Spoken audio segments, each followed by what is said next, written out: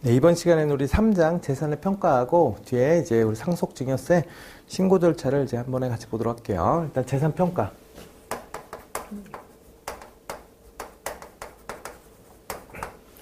우리 상속하고 증여가 이루어지면 이 재산가액이 얼마인지 요거를 먼저 계산을 해서 그 재산가액을 가지고 이제 우리가 금액을 계산하잖아요. 상속세랑 증여세를.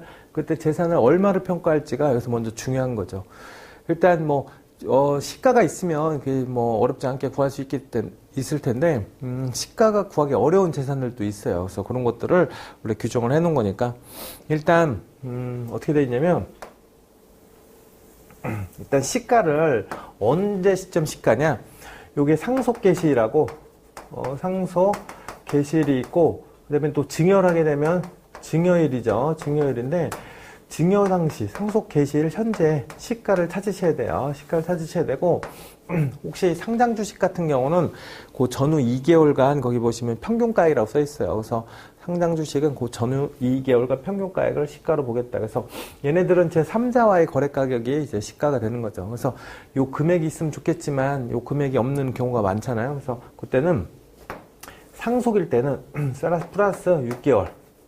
증여일 때는 플러스 3개월 범위 내에, 그 다음에 상속에 이제 마이너스로 해서 마이너스 6개월과 증여는 마이너스 3개월인데, 이렇게 플러스 마이너스 6개월하고 3개월 이내에 들어왔던 이제 매매가액, 했던 거, 그 다음에 감정가액, 그 다음에 이제 보상 경매, 이제 보상가액, 보상 경매,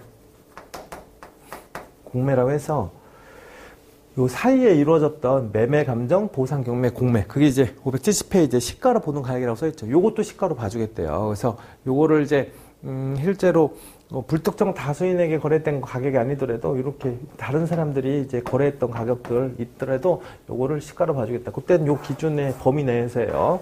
아까 주식 같은 경우는 전후 2개월 우리 평균 가격으로 보시면 되고, 이제 그렇게 해서 이제 계산하시면 되는데, 요게 불분명할 때가 있어요. 그래서 요게 불분명했을 때, 예를 들어서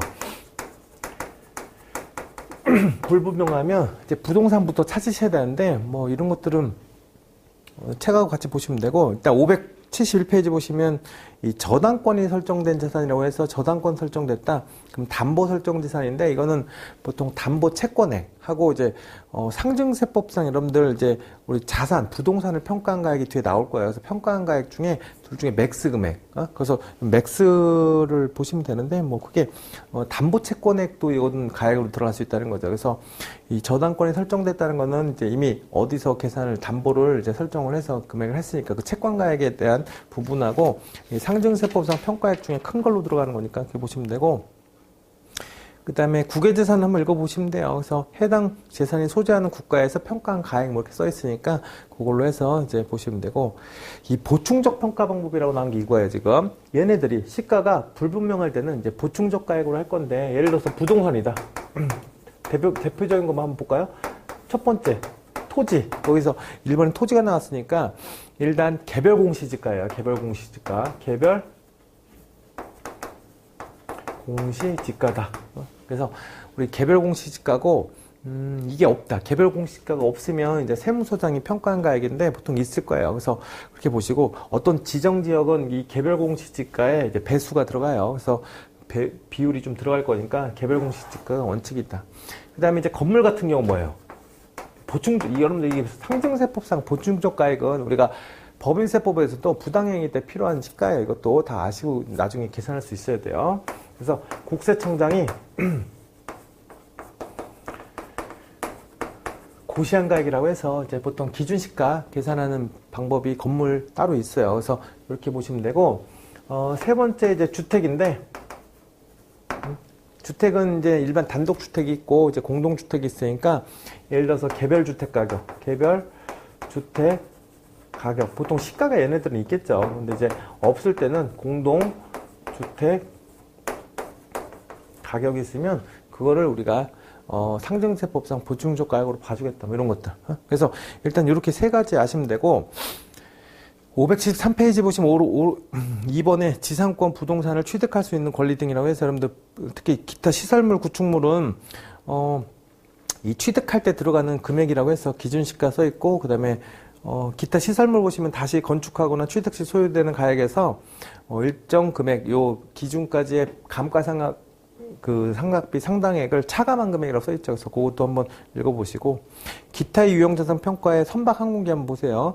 처분할 때 취득할 수 있다고 예상되는 가액으로 하는데, 그게 확인되지 않으면 장부가액하고 이제 지방세법상 시가표준액이라고 나왔고, 뭐 판매용이 아닌 이제 소화활동품 같은 경우는 둘 이상의 이제 감정기관에서 감정한 평균액과 이제 뭐 하여튼 3명 이상의 전문가들 구성된 감정평가 심의회에서 감정가액 중 두 개 큰 금액으로 간다. 뭐 이런 것처럼 나와 있죠. 그래서 이런 것들은 한번 읽어보셔야 돼요. 읽어보시고 4번에 나오는 평가 특례라고 해서 다음 페이지 보시면 그렇게 부동산을 평가한 가액하고, 이 부동산 가액하고, 임대료를 이제 살세 임대차 계약을 하면 임대 보증금에다가 1년간 임대료를 12% 나눈 금액, 요 금액하고 둘 중에 맥스.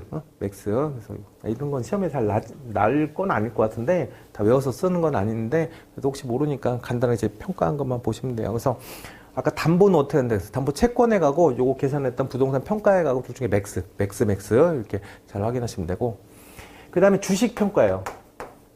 주식 같은 경우는 출자 지번은 상장 주식 같은 경우, 예를 들어서 상장 주식이다.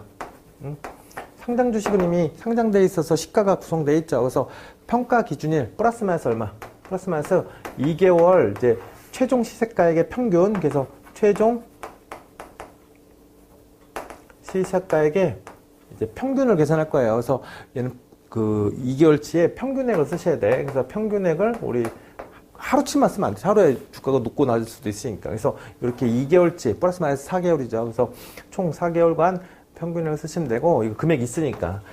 일단 비상장 주식인데, 비상장 주식이 문제인데, 이건 금액이 없잖아요. 없으니까, 거기 책에 보시면, 574페이지 밑에 보시면, 이건 간단하게 보세요. 일반 법인하고 부동산 과다법인이 어떻게 할 거냐면 순손익 기준하고 일주당 거기 보시면 손익 가치가 있어요. 그 다음에 일주당 순 자산 가치가 있어요. 그걸 일반 법인은 3대2로 가중평균하고, 그 다음에 부동산이 과다하면 자산 비중을 3으로 더 늘어가는 거예요. 그래서 3대2로 해서 가중평균한 가액으로 우리가 주식가액을 계산한대요. 그래서 얘네들은 부동산 우리 과다 보유 이제 법인하고 이제 일반 법인하고 좀 다르다라고 나왔고, 얘네들을 이제 순 자산 가치로만 평가하는 이제 그런 게 이제 오른쪽 페이지에 보면 575페이지에 여러분들 그 예외가 있어요. 그래서 요 비율로 계산해서 순손익은 또 3년간 이제 평균해서 그 뭐 가중치를 넣어서 이제 가중 평균액을 계산하고 나오는데, 여러분들은 이것까지는 계산할 필요는 없죠. 그래서 이렇게 하는 것 중에서 이제 자산 가치로만 하는 게 오른쪽 페이지에 있으니까 그것도 한번 보시면 되고,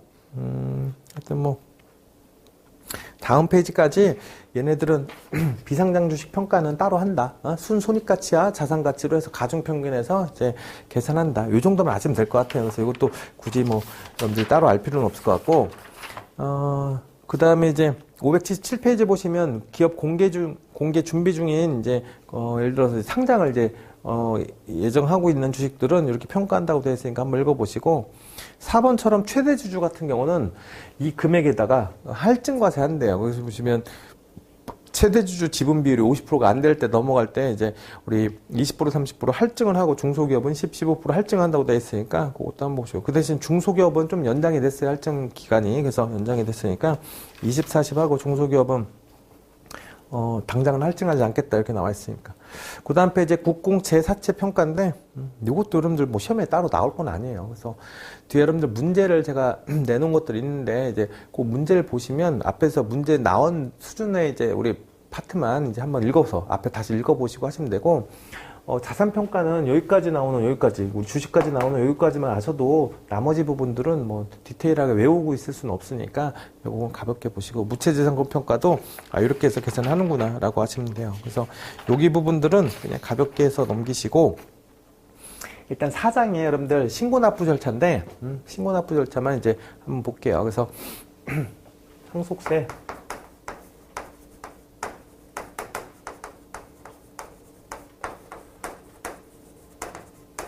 신고 절차라고 나온 거. 그래서 예를 들어서 이거 볼까? 이거는 이제 새로 이제 바뀐 규정도 이제 있으니까, 이거 상속 개시일이에요. 상속 개시일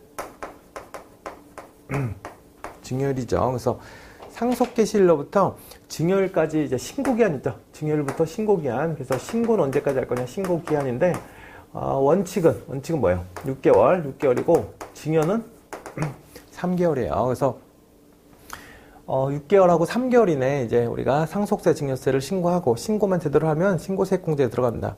근데 가로쳐서 외국에 주소를 둔 경우라고 해서 이제 피상속인, 상속인이 주소가 외국에 있다. 그럼 몇 개월이라고 써 있어요? 9개월이라고 써 있죠. 그래서 이게 이제 외국에 있으면 주소가 이제 9개월로 될 수 있어요. 지금 요 기간이. 그래서 이렇게 보시고 그 다음에 이제 뭘 하셔야 되냐? 신고를 하게 되면 세무서에서 결정을 하셔야지. 요 결정기한이 있어요. 결정경정기한.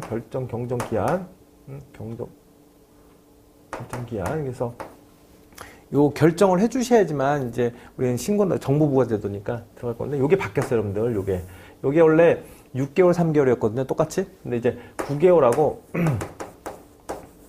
6개월로 바뀌었다.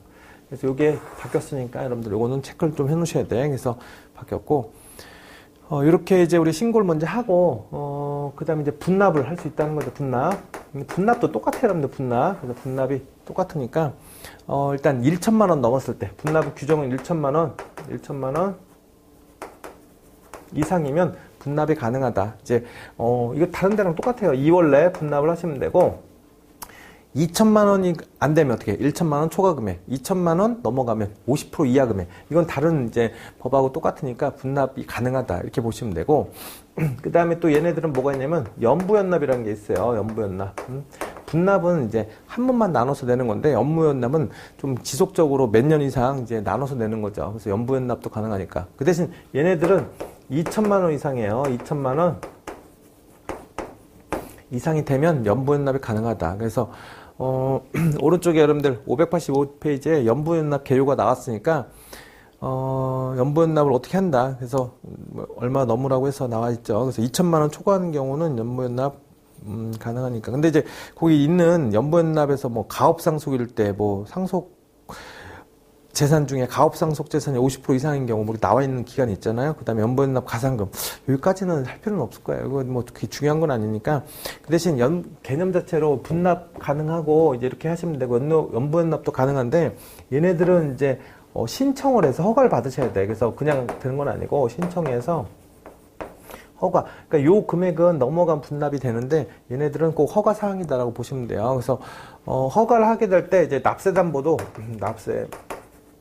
담보를 제공해 달라고 할 수가 있어요. 그래서 납세 담보를 제공하라고 돼 있으니까 그렇게 해서 거기 연부연납 개요 정도만 이렇게 보시면 되고 중요한 건 물납이죠. 물납. 그래서 물납만 따로 볼게요.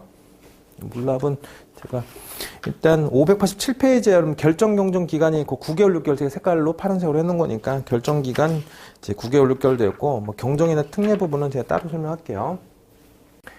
우리 물납 규정은 이제 상속세랑 이제 우리가 재산세에서 있는 거예요. 그래서 나머지에서는 이제 물납 규정이 다 삭제가 됐으니까 그 중에 남아있는 상속세, 재산세는 지방세니까 국세 중에선 여기밖에 안 남았죠. 그래서 여기서는 물납이 중요해요. 이 물납을 한다는 거는 이제 물건으로 이제 우리가 재산 부동산이나 주식으로 이제 세금을 납부한다는 건데 얘네들은 요건이 필요하죠.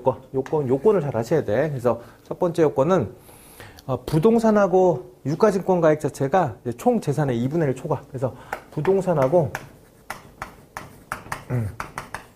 유가증권 자체가 총 재산의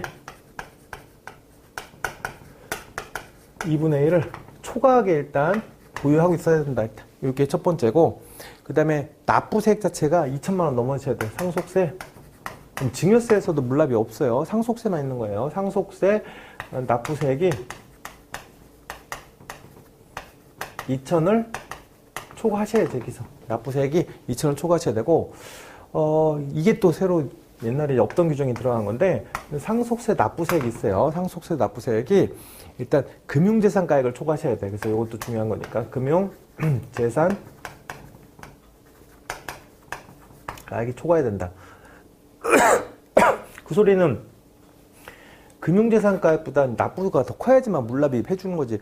금융재산도 많이 있어요. 그러면 납부세액이 금융재산이 충분해서 날 수 있는데도 물납을 하면 안 된다는 거죠. 그래서 이렇게 들어가야 되고, 네 번째로 이제 물납은 허가사항이에요, 허가. 아까 연부연납처럼 허가를 받으셔야 된다. 뭐 이런 규정이 있어야 돼요. 그래서 허가를 받아서 거기 요건을 갖추고, 물납 청구는, 납부세액을 초과할 수는 없게 돼 있으니까 보시고, 물납 재산의 범위라고 해서 부동산, 우리 예를 들어서 이제 주식 등 이렇게 나와 있죠. 그 다음에 오른쪽에 물납의 충당순이라고 해서 이제 정당한 사유가 없으면 그 다음 순서에 의해서 신청 또는 허가를 해준다고 써있죠.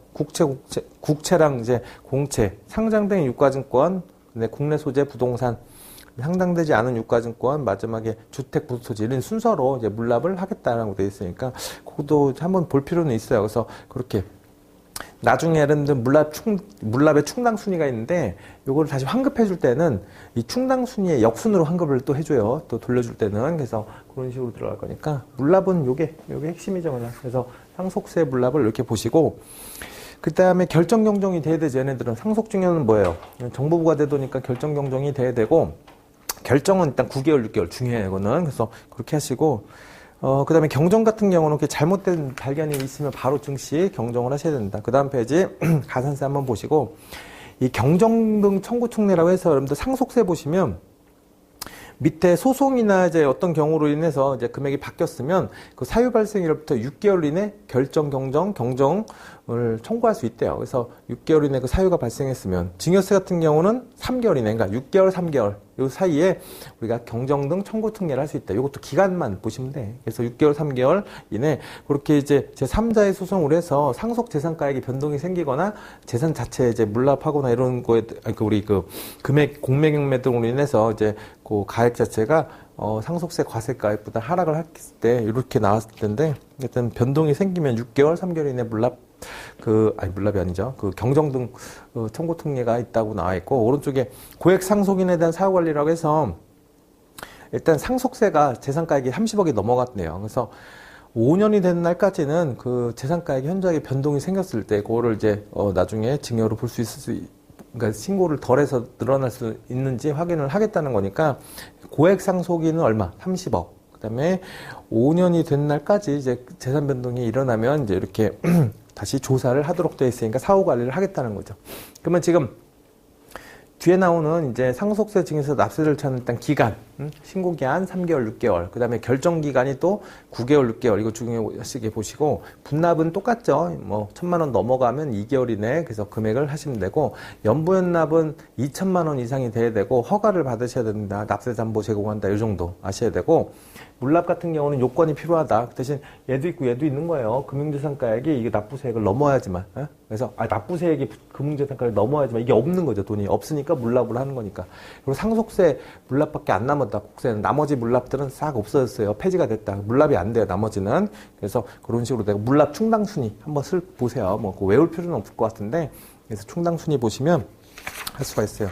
지금 상속증여 같은 경우는 시험에 보통 9급하고 이제 7급에서 한 문제씩 보통 나요. 한 문제씩 나는데, 여러분들 계산 구조를 굳이 이제 외울 필요는 없지만 그 특징만 잘 보시고 금액들 나온 것만 보시면 또 한 문제는 충분히 맞출 수 있으니까, 요거 시간 되실 때 특히 뭐 시간 되시면 이제 한번 잘 체크해 놓으셨다가 시험 보기 전에 한번 쭉 보고 들어가시면 이건 풀 수 있을 거예요. 여기까지 하고 이제 마치도록 하겠습니다. 수고하셨습니다.